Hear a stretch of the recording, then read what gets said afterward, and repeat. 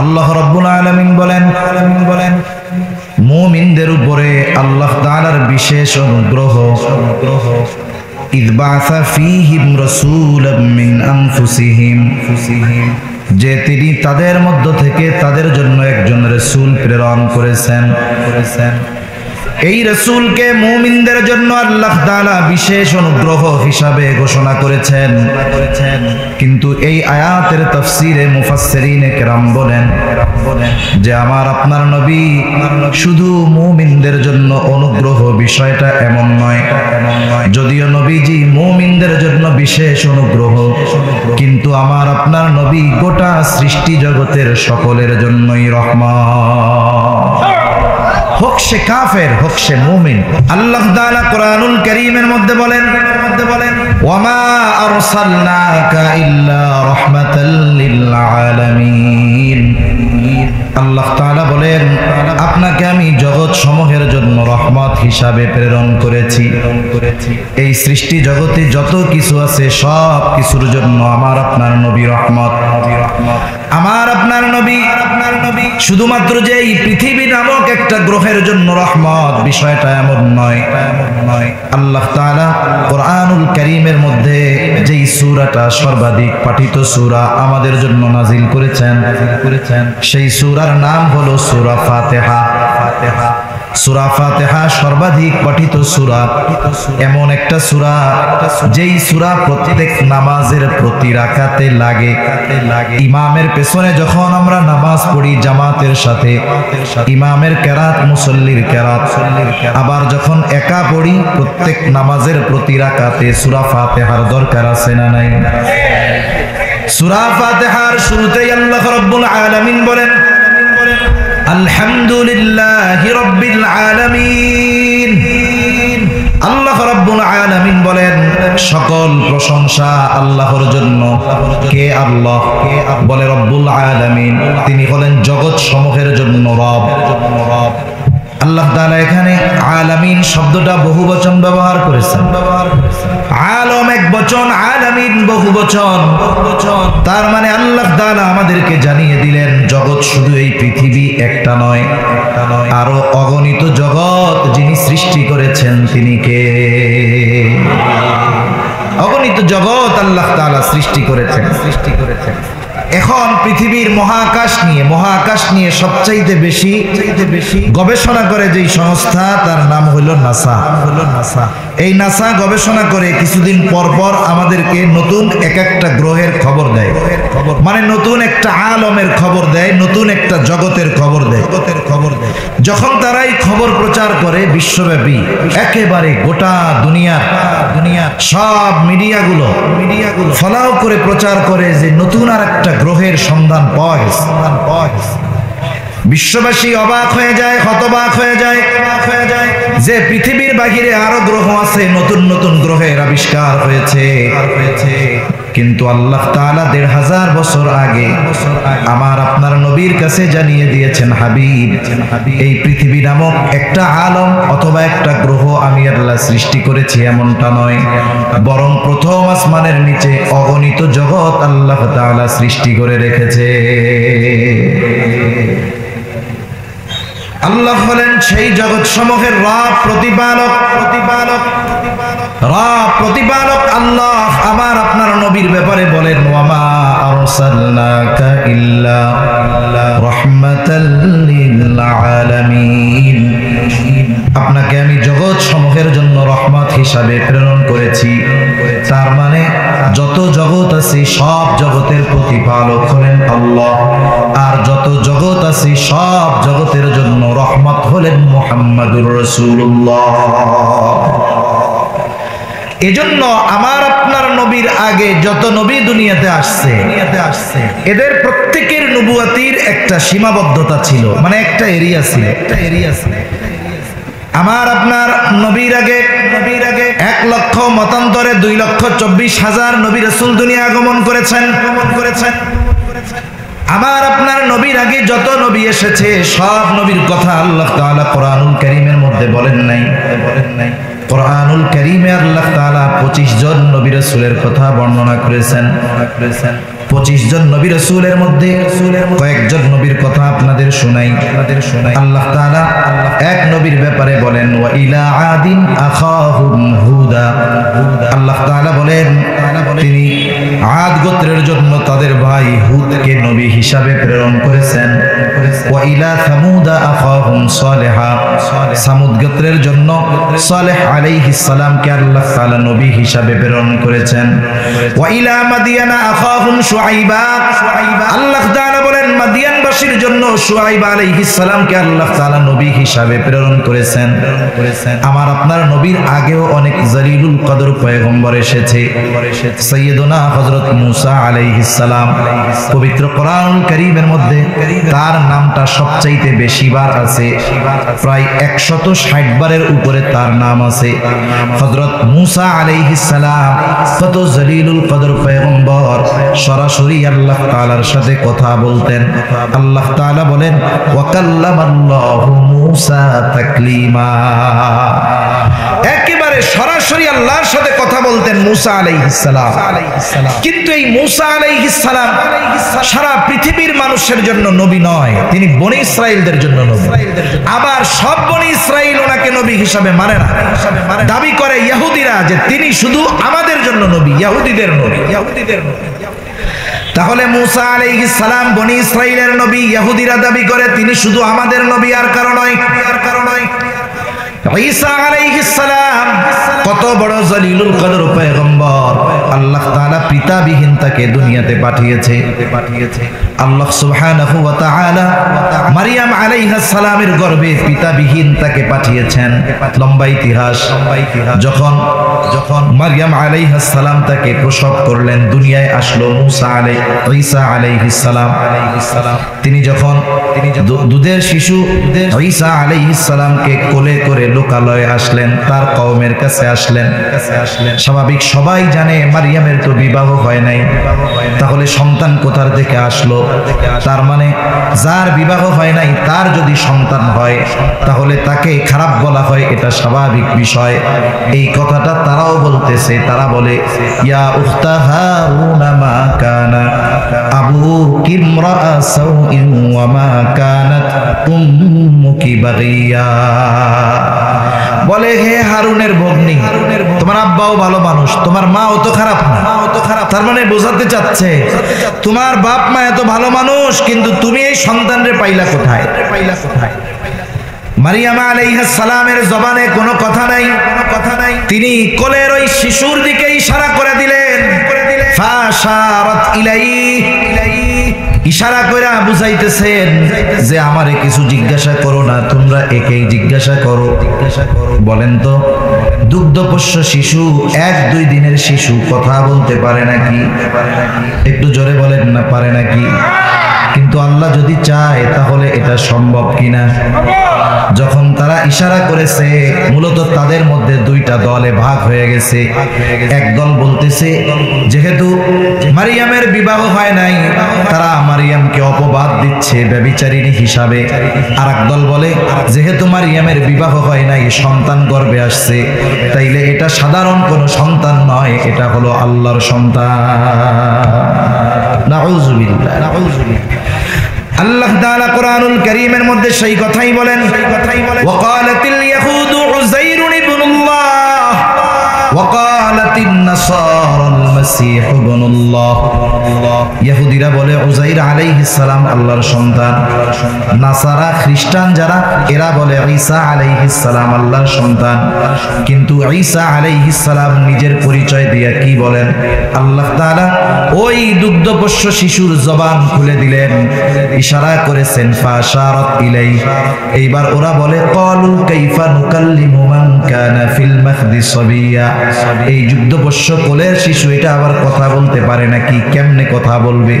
কিন্তু আল্লাহ তাআলা চাইলে এটা কোনো ব্যাপারই না। এইবার ঈসা আলাইহিস সালামের জবান খুলে গেল, তিনি নিজের পরিচয় দিচ্ছেন। কি বলেন? বলে ক্বালা ইন্নী আবদুল্লাহ আতানিয়াল কিতাবা ওয়া জাআলানি নাবিয়্যা। ঈসা আলাইহিস সালাম বলে ইন্নী আবদুল্লাহ, আমি গোলাম, আল্লাহর গোলাম, আল্লাহর বান্দা। আমি আল্লাহর সন্তানও নই, আমার মা নয়, আমি হলাম আল্লাহর বান্দা। আতানিয়াল কিতাবা ওয়া জাআলানি নাবিয়্যা, আমাকে কিতাব প্রদান করা হয়েছে, আমাকে নবী বানানো হয়েছে। এই ঈসা আলাইহিস সালাম তিনি গোটা সৃষ্টি জগতের জন্য নবী না, তিনি হলেন খ্রিস্টানদের জন্য নবী, এটা তাদেরও দাবি। কিন্তু তিনি শেষ জামানায় আসবেন নতুন কোন শরীয়ত নিয়ে না, বরং আল্লাহর রাসূলের আনিত শরীয়তকে বিশ্বব্যাপী প্রতিষ্ঠিত করার দায়িত্ব নিয়ে ঈসা আলাইহিস সালাম আসবে। আমাদের সমাজে কিছু মানুষ মানুষের অজ্ঞতাকে সুযোগ নিয়ে, অজ্ঞতার সুযোগ নিয়ে তাদেরকে বলতে চায় যে দেখো ঈসা আলাইহিস সালাম আসবেন আবার শেষ জামানায়। তাহলে তিনি যেহেতু আবার আসবেন, তিনি তো নবী ছিলেন, তাহলে উনি নবী হবে না? এই দৃষ্টিকোণ থেকে আমার আপনার নবী মুহাম্মদুর রাসূলুল্লাহর পরেও নবী আছে, নাউজুবিল্লাহ। আমি এই বিষয়টা নিয়ে কথা আর একটু পরে বলবো, কিন্তু আরেকটা বিষয় যেহেতু সামনে আসলো একটু বলার দরকার। মনে করেন একটা লোক ফজরের নামাজের আজানের পরে মসজিদে আসছে। আজান দেওয়ার পরে শুধু মুয়াজ্জিন আছে, আর কেউ নাই। সর্বপ্রথম ওই ব্যক্তি মসজিদে ঢুকলো। মসজিদে ঢোকার পরে উনি কিছু আমল টামল করলেন, ওনার জরুরতে চাপ দিছে। এবার উনি মসজিদ থেকে বাহিরে জরুরত ছাড়ার জন্য আসলেন। এখন আরেক ব্যক্তি উনি আসার পরে ঢুকছে, উনিও ঢুইকা দেখে আর কেউ নাই। এইবার পরবর্তীতে ওই প্রথমে যিনি আসছিলেন জরুরত সেরে আবার তিনি ঢুকলেন। তাহলে প্রথমে আসছেন, বের হয়েছেন, মধ্যে আরেকজন আসছে, এরপরে তিনি আবার ঢুকছেন। এখন বলেন তো কেউ যদি বলে যে না উনি দ্বিতীয়তে আসছে, পরে আসছে, এটা কি হবে বলেন তো? কারণ উনি আগেই আসছে, কিন্তু মধ্যে কিছু সময় প্রয়োজনে ওখানে ছিলেন না, আবার উনি ঢুকছেন, এর অর্থ উনি আগেই আসছেন, ওনার আগমন পরে হয় নাই। অনুরূপভাবে ঈসা আলাইহিস সালামের আগমন এই দুনিয়ায় আমার আপনার নবীর আগে হয়ে গেছে। মধ্যে কিছুকাল সময় আল্লাহ তাআলা ওনাকে আসমানে উঠিয়ে নিয়ে গেছেন। আবার আমার আপনার নবী ওনার পরে খাতমে নবুয়তের ব্যানার নিয়ে চলে আসছে। নবীজিও দুনিয়া থেকে চলে গেছেন, ঈসা আলাইহিস সালামকে আল্লাহ আবার দুনিয়ায় পাঠাবেন। এর মানে এইটা নয় উনি নবীজির পরে আসছেন, বরং ওনার আগমন নবীর আগেই হয়েছে। ঠিক কিনা বলেন? এই দৃষ্টিকোণ থেকে ওই ব্যক্তি যেমন আগে আসছে, ঈসা আলাইহিস সালামের আগমনও আমার আপনার নবীর আগে হয়ে গেছে। এরপরে যেমন আসবেন ঈসা আলাইহিস সালাম আসবেন ঠিক, কিন্তু নতুন কোন শরীয়ত নিয়ে ওনার আগমন হবে না, উনি ইনজিল নিয়েও আসবে না, তিনি এই কোরআনের আইন নিয়ে এই দুনিয়ায় বাস্তবায়নের জন্য আসবেন। ঈসা আলাইহিস সালাম খ্রিস্টানেরা দাবি করে তিনি খ্রিস্টানদের জন্য নবী, তিনি গোটা বিশ্ব জগতের মানুষের জন্য নবী নয়। জলিলুল কদর পয়গম্বর ইব্রাহিম আলাইহিস সালাম, আল্লাহ তাআলা ইব্রাহিম আলাইহিস সালামের ব্যাপারে বলেন মিল্লাতা আবিকুম ইব্রাহিম হুয়া সাম্মাকুমুল মুসলিমিন। আল্লাহ রাব্বুল আলামিন বলেন মুসলিম মিল্লাতের পিতা ইব্রাহিম আলাইহিস সালাম, তিনি তোমাদের নাম রেখেছেন মুসলমান। তাহলে ইব্রাহিম আলাইহিস সালাতু ওয়াস সালাম সকল মুসলমানদের জন্য নবী, কিন্তু সব মুসলমানদের জন্য নবী না। তিনি সব মুসলমানের পিতা, কিন্তু তিনি সব মুসলমানের জন্য নবী নয়। আদম আলাইহিস সালাতু ওয়াস সালাম সব মানুষের জন্য পিতা। আল্লাহ তাআলা আদম আলাইহিস সালাতু ওয়াস সালামকে সৃষ্টি করবার পর আদম আলাইহিস সালামের পৃষ্ঠদেশ তথা পিঠ থেকে আল্লাহ তাআলা কিয়ামত পর্যন্ত যত মানুষ আসবে, যত মানুষ এই দুনিয়াতে আছে, যত মানুষ দুনিয়া থেকে চলে গেছে, সব মানুষের রূহ আল্লাহ তাআলা আদম আলাইহিস সালাতু ওয়াস সালামের পৃষ্ঠদেশ থেকে বের করেছে।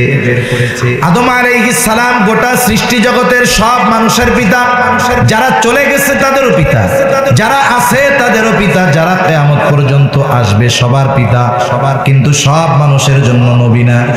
কিন্তু আমার আপনার নবীর ব্যাপারে আল্লাহ আল্লাহ রাব্বুল আলামিন কোরআনুল কারীমের মধ্যে ঘোষণা দেন, আল্লাহ তাআলা বলেন, নবী আপনি বলেন, কুল ইয়া আইয়ুহান নাসু ইন্নী রাসূলুল্লাহি ইলাইকুম জামিআ। আল্লাহ তাআলা বলেন, নবী আপনি বলেন, হে মানব সম্প্রদায়, আমি তোমাদের সকলের কাছে রাসূল হিসাবে প্রেরিত হয়েছি, তোমাদের সবার কাছে আমি প্রেরিত হয়েছি। এই জন্য আমার আপনার নবী শুধুমাত্র সৃষ্টি জগতের এই মানুষের জন্যই নবী নয়, বরং যত আলম আছে, যত জগৎ আছে, সব জগতের সকলের জন্য আমার আপনার নবী হলেন নবী। তিনি নবীদের নবী, তিনি ইমামুল আম্বিয়া। মেরাজ থেকে নবীজি যখন ফিরছেন তখন সব আম্বিয়া আলাইহিমুস সালামের উপস্থিতিতে, আমার আপনার নবী সকলের উপস্থিতিতে মসজিদুল আকসায় সব নবীর উপস্থিতিতে 2 রাকাত নামাজের ইমামতি করিয়েছেন। এর দ্বারা আমার আপনার নবীকে আল্লাহ তাআলা সব নবীদের ইমাম বানায় দিয়েছে। সুবহানাল্লাহ। এজন্য সৃষ্টি জগতের 1 ইঞ্চি জায়গা খালি নাই, যেই জায়গার রব আল্লাহ তাআলা নয়, অনুরূপ ভাবে সৃষ্টি জগতের মধ্যে এমন একটা জায়গা নাই যেই জায়গার নবী আমার আপনার নবী নয়। যেইখানে রব আল্লাহ, সেইখানেরই রহমত মুহাম্মাদুর রাসূলুল্লাহ। সুবহানাল্লাহ। তাহলে এই নবী আমাদের জন্য আল্লাহ তাআলার পক্ষ থেকে বিশেষ অনুগ্রহ, শুধু তাই না, গোটা সৃষ্টি জগতের জন্য রহমত। এই রহমতের সুবিধা শুধু মুমিনরা ভোগ করে না, এই দুনিয়ার কাফেররাও নবীজি রাহমাতুল লিল আলামিন হওয়ার উপকার ভোগ করে। সুবহানাল্লাহ। হাদিস থেকে শোনাই আপনাদের, মুসলিমের হাদিস। একদিন আবু জেহেল নবীজির সামনে এসে নবীজিকে শোনায় বলতেছে, আল্লাহ, আপনি যদি সত্যই এই কোরআন মুহাম্মাদের উপরে নাজিল করে থাকেন তাইলে আমাদের উপরে আপনি যন্ত্রণাদায়ক শাস্তি অথবা পাথর বর্ষণ করেন। আবু জেহেল দোয়া করতেছে আল্লাহ তাআলার কাছে, নবীজিকে শোনায়া আবু জেহেল দোয়া করে। এখন আবু জেহেল তো কাফের, কিন্তু দোয়া করতেছে কার কাছে? জোরে বলেন না, কার কাছে? আল্লাহ তাআলার কাছে দোয়া করতেছে। এখন প্রশ্ন হইল, এরা আল্লাহকে কি বিশ্বাস করত? আল্লাহ তাআলা বলেন, হ্যাঁ, তারা আল্লাহকে বিশ্বাস করত। আমার কথা না, কার কথা? আল্লাহ তাআলার কথা। আল্লাহ তাআলা বলেন, ওয়ালা ইন সাআলতাহুম মান খালাকাস সামাওয়াতি ওয়াল আরদা লায়াকুলুন্নাল্লাহ। আল্লাহ রাব্বুল আলামিন বলেন, আপনি যদি মক্কার মুশরিকদেরকে জিজ্ঞাসা করেন, মান খালাকাস সামাওয়াতি ওয়াল আরদ, আসমান এবং জমিনের স্রষ্টা কে, আপনি যদি মক্কার মুশরিকদের কাছে এই প্রশ্ন করেন, জানতে চান, আপনার এই প্রশ্নের জবাবে তারা তাদের দেবদেবীদের কথা বলবে না। জবাবে কি বলবে? আল্লাহ তাআলাই জবাব দিয়ে জানায় দেন, লায়াকুলুন্নাল্লাহ। 2টা তাকিদ যোগ করে আল্লাহ তাআলা বলেন, অবশ্যই আপনার এই প্রশ্নের জবাবে তারা বলবে আসমান জমিনের স্রষ্টা হলেন আল্লাহ। আল্লাহ রাব্বুল আলামিন এরপরে আরেক জায়গায় বলেন, ওয়ালা ইন সাআলতাহুম মান নাযালা মিনাস সামাই মাআন ফাআহইয়া বিহিল আরদা বা'দা মাউতিহা লায়াকুলুন্নাল্লাহ। আল্লাহ তাআলা বলেন, আপনি যদি মক্কার মুশরিকদেরকে জিজ্ঞাসা করেন, মান নাযালা মিনাস সামাই মাআ, আসমান হতে কে পানি বর্ষণ করে, কে বৃষ্টি দেয়, শুধু তাই না, ফাআহইয়া বিহিল আরদা বা'দা মাউতিহা, ওই বর্ষিত পানির দ্বারা মৃত জমিনকে কে পুনরায় পুনরুজ্জীবিত করে। এই যে যখন অতি খরা হয়, বৃষ্টি হয় না, বিশেষ করে চৈত্র মাসে আমাদের অঞ্চলে দেখেছি, একেবারে যেই জমিনটা উর্বর ছিল কিন্তু পানি শুকিয়ে রৌদ্রের তাপে ফেটে চৌচির হয়ে যায়, ফসল উৎপাদনের অনুপযুক্ত হয়ে যায়, মাটিগুলো এত পরিমাণ শক্ত হয়ে যায়, মানুষের গায়ে যদি ওই মাটি দিয়ে আঘাত করা হয় সে তার ফেটে যাবে, কেটে যাবে, আহত হয়ে যাবে। কিন্তু আল্লাহ তাআলা যখন রহমতের বৃষ্টি বর্ষণ করেন, শক্ত মাটিটা মুহূর্তের ভিতরে নরম হয়ে যায়, যেই জমিনটা ফসল উৎপাদনের জন্য অক্ষম ছিল, অনুপযুক্ত ছিল, সেটা উপযুক্ত হয়ে যায়। ওই জাহেলিয়াতের সময়, ওই সময় সেচ দেওয়ার জন্য কোনো মেশিনের ব্যবস্থা ছিল না। ওই মক্কার মুশরিকেরা যারা দেবদেবীর উপাসনা করত, তারাও আসমানওয়ালার আসমানি পানির জন্য অপেক্ষা করত। আল্লাহ তাআলা সেই কথাই বলতেছেন, আপনি যদি তাদের জিজ্ঞাসা করেন কে আসমান হতে পানি বর্ষণ করে, শুধু তাই না, ওই বর্ষিত পানির দ্বারা কে মৃত জমিনকে পুনরায় পুনরুজ্জীবিত করে, ওরা ওদের দেবদেবীদের কথা বলবে না, ওরা আপনার এই প্রশ্নের জবাবে বলবে লা ইয়াকুলুন্নাল্লাহ, অবশ্যই অবশ্যই আসমান হতে পানি বর্ষণ করেন আল্লাহ। ফসল উৎপাদনের অনুপযুক্ত জমিনটাকে ফসল উৎপাদনের উপযুক্ত করে তুলেন তিনি কে? এগুলো সব আল্লাহ করে, সব আল্লাহ করে। শুধু তাই না, আপনি যদি তাদেরকে তাদের সৃষ্টির ব্যাপারে জিজ্ঞাসা করেন ওয়ালা ইন সাআলতাহুম মান খালাকাহুম লা ইয়াকুলুন্নাল্লাহ, আপনি যদি তাদেরকে জিজ্ঞাসা করেন মান খালাকাহুম, তাদেরকে কে সৃষ্টি করেছে, তাদের স্রষ্টা কে? আমাদের দেশে গোটা দুনিয়ার মধ্যে অনেক নাস্তিক আছে, এরা বলে যে আমরা এমনিতেই সৃষ্টি হয়েছি, আমাদের কেউ সৃষ্টি করে নাই। কিন্তু মক্কার মুশরিকেরা এই প্রশ্নের জবাবে এমনটা বলবে না, বরং তারা কি বলবে? আল্লাহ তাআলা বলেন লা ইয়াকুলুন্নাল্লাহ, অবশ্যই অবশ্যই আমাদের যিনি সৃষ্টি করেছেন তিনি কে? এই যে তিনটা আয়াত আমি আপনাদের শুনাইলাম, এর দ্বারা কি বুঝলেন? কাফের, ওই মক্কার কাফেররা আল্লাহ তাআলার অস্তিত্বে বিশ্বাসী ছিল কি ছিল না? কিছু কিছু ক্ষেত্রে আমার মনে হয় আমাদের চাইতে তাদের বিশ্বাস আরো বেশি ছিল, কিন্তু এরপরেও তারা বেঈমান কেন? কারণ তারা এমন কিছু শিরক আল্লাহ তাআলার সাথে করেছে, আল্লাহ তাআলার সাথে এমন কিছুর শরীক করেছে যার দ্বারা তাদের এই বিশ্বাস মূল্যহীন হয়ে গেছে। ওই আবু জেহেল আল্লাহ তাআলার কাছে দোয়া করতেছে, আল্লাহ সত্যই যদি আপনি কোরআন মুহাম্মাদের উপরে নাজিল করে থাকেন তাইলে আমাদের উপরে পাথর বর্ষণ করেন অথবা যন্ত্রণাদায়ক শাস্তি দেন। আবু জেহেলের দোয়াও আল্লাহ তাআলা কবুল করেছে। নবীজি বলেন, বদরের দিন সকালবেলা আবু জেহেল আল্লাহ তাআলার কাছে দোয়া করে, বলে আল্লাহ, আজকে যারা হকের উপরে আছে, সত্যের উপরে আছে, আপনি তাদেরকে বিজয় দান করেন। দোয়া করতেছে আবু জেহেল। কে দোয়া করে? জোরে বলেন না কে? আবু জেহেল দোয়া করতেছে যে আজকে যারা হকের উপরে আছি আপনি তাদেরকে বিজয় দান করেন। আল্লাহর নবী বলেন, আবু জেহেল দোয়া করেছে, আল্লাহ রব্বুল আলামিন আবু জেহেলের দোয়া কবুল করেছে।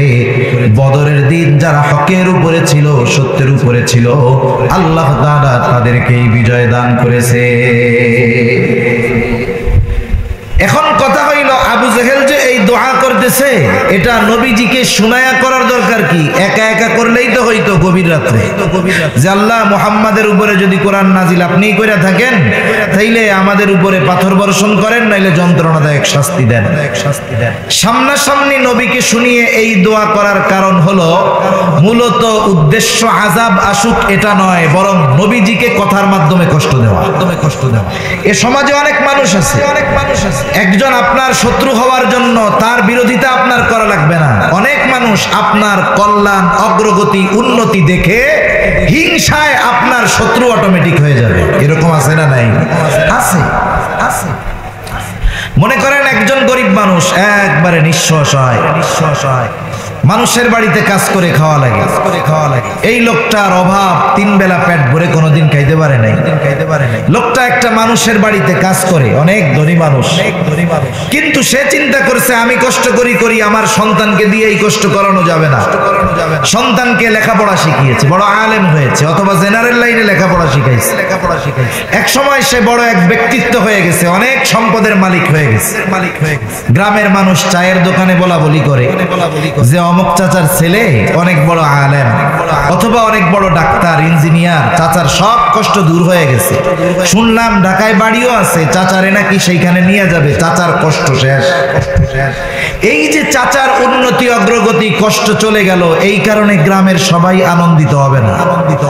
চাচার এই অগ্রগতি, উন্নতি কারো কারো কাছে হিংসার কারণ হবে কি হবে না? বলে চাচা যেই বাড়িতে কাজ করে ওই বাড়ির লোকটা পাশে দাঁড়িয়ে দাঁড়িয়ে শুনতেছে যে আমার বাড়ির কাজের লোকের ছেলের এত প্রশংসা করতেছে। শোনার পরেও ইচ্ছা করে আইসা বলে, কার ছেলের কথা বললা যে এত সম্পদের মালিক হয়ে গেছে?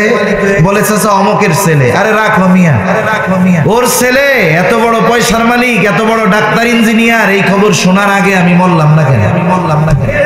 এরকম বলার লোক তো নাই আলহামদুলিল্লাহ।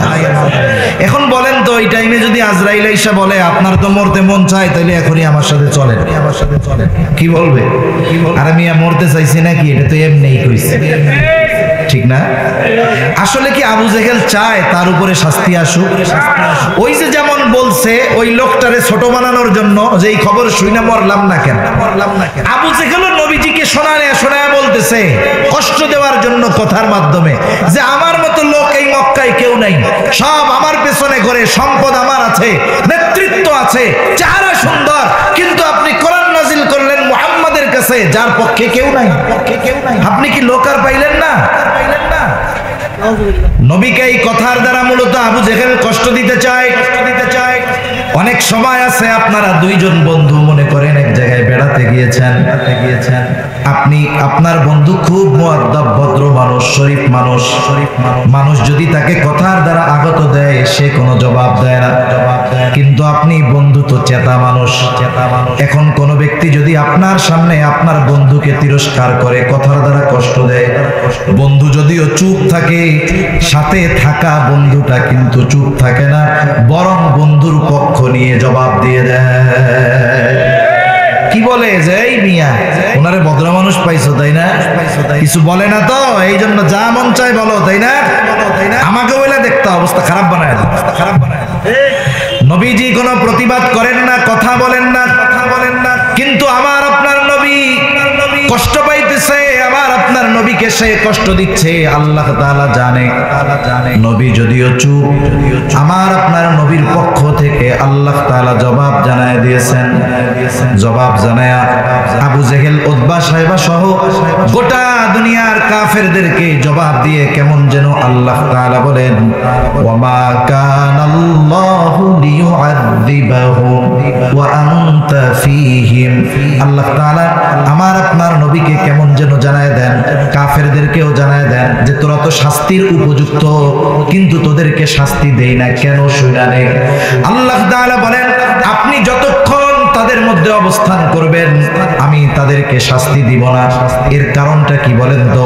অতীতের যত ইতিহাস আছে, যত নবীর উম্মতদেরকে শাস্তি দেওয়া হয়েছে, আযাব দেওয়া হয়েছে, গজব দেওয়া হয়েছে, আল্লাহ তাআলা যেখানেই আযাব দেওয়ার ইচ্ছা প্রকাশ করেছেন, ইচ্ছা করেছেন, আগে ওই এলাকা থেকে ওই এলাকার নবীকে আল্লাহ সরায় নিয়েছে।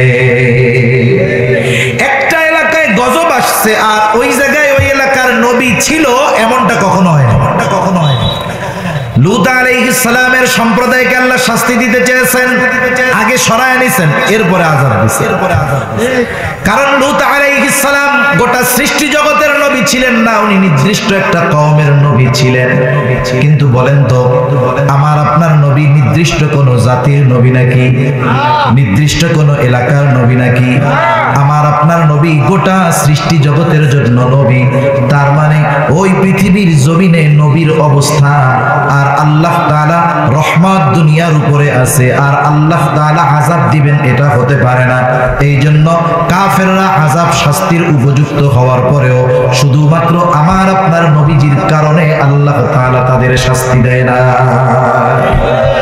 কারণ রহমাতুল লিল আলামিন আছে দুনিয়ায়, ওই জমিনের উপরে আল্লাহ শাস্তি দিবেন এটা হতে পারে না।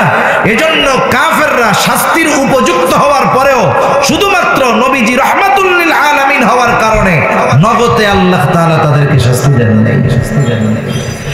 তাহলে ছোট্ট একটা কথা বলতে গিয়ে অনেক কথা বইলা ফেললাম, যে কাফেররাও আমার আপনার নবীর কারণে উপকৃত হয়েছে, এমন এক নবী আমরা পেয়েছি। আল্লাহ তাআলা এই নবীকে এমন এক চরিত্র দান করেছেন, আল্লাহ তাআলা যা আর কোন নবীকে দেন নাই। আমার আপনার নবী হলেন কামেলে মুকাম্মাল, একেবারে সব কিছু তার পরিপূর্ণ। শুধুমাত্র আমার আপনার নবী, আল্লাহ তাআলা আমার আপনার নবীর মাধ্যমে যেমন পরিপূর্ণ নবী, তেমন আল্লাহ তাআলা আমার আপনার নবীর মাধ্যমে অনেক কিছুর পূর্ণতাও প্রদান করিয়েছেন, যেই বিষয়গুলো আমার আপনার নবীর আগে পূর্ণতা লাভ করে নাই। কেন? আমার আপনার নবী কামেলে মুকাম্মাল, আমার আপনার নবীর মাধ্যমে আল্লাহ তাআলা